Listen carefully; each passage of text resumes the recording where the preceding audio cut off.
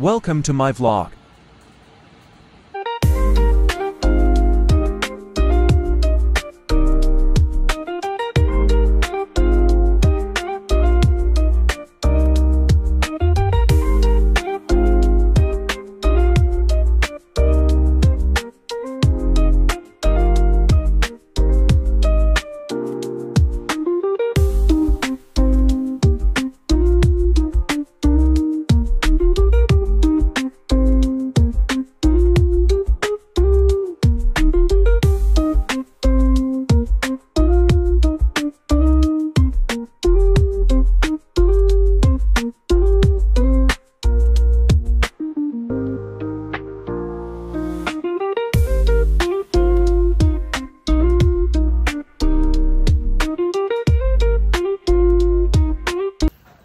So guys, update lang.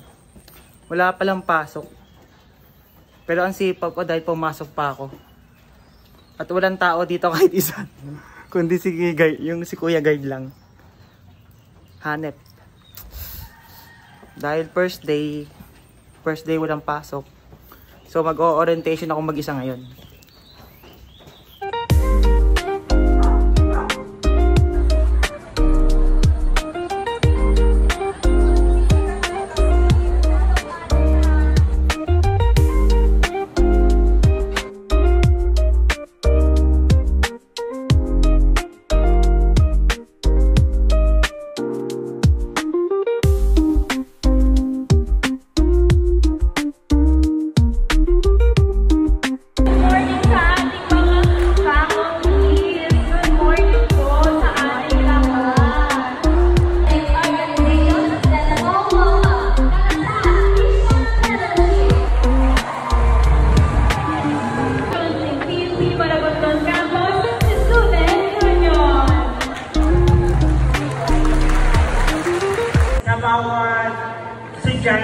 Mga isko at iska ng bayan.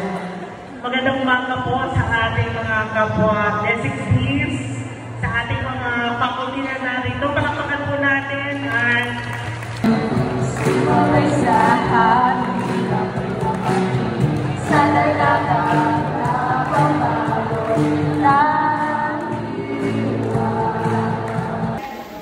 Okay, number 2. Who is the campus director of PUP Maragondon? Sino yung director natin dito? Number 3. Who is the 10th president of the Philippines?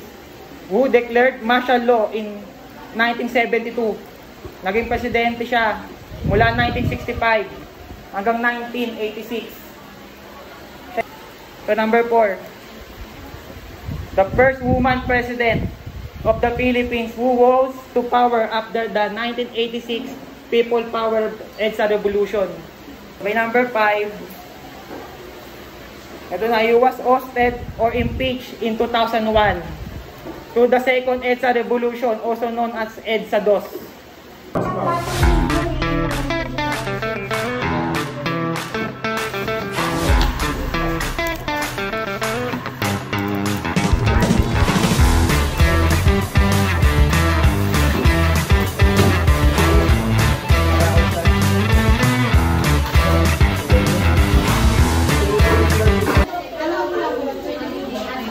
Init.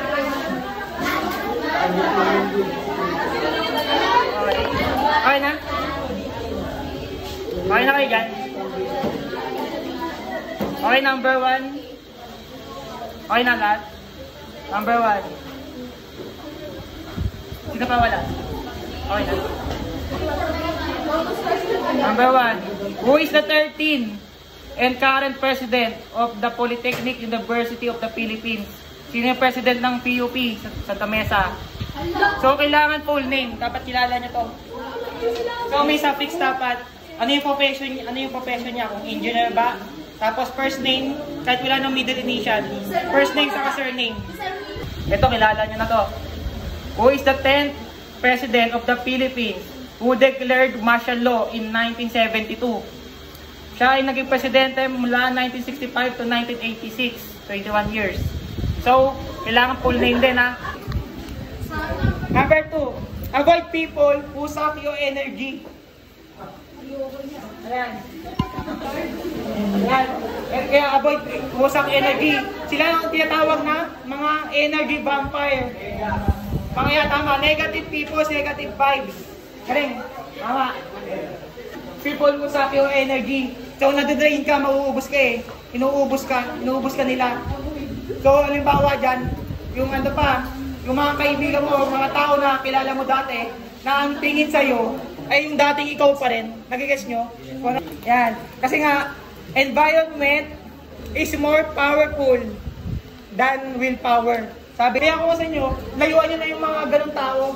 Change your environment. Good morning po, I'm Mike Matay Mendoza. Natira po sa Dream Homes na Rodinal Trias, Cavite. Tapos po, ang dreams ko po ay yung makapagtapos ng pag-aaral.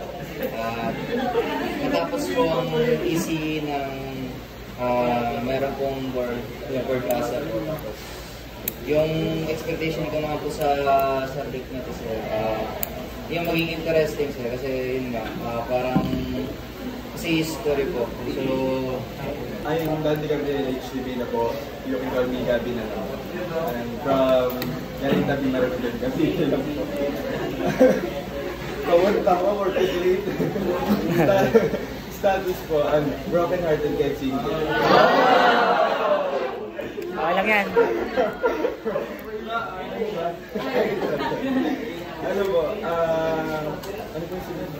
Ano, dream mo or goal sa buhay? Maging podcaster po para mabigyan din ng magandang buhay yung mga magulang ko.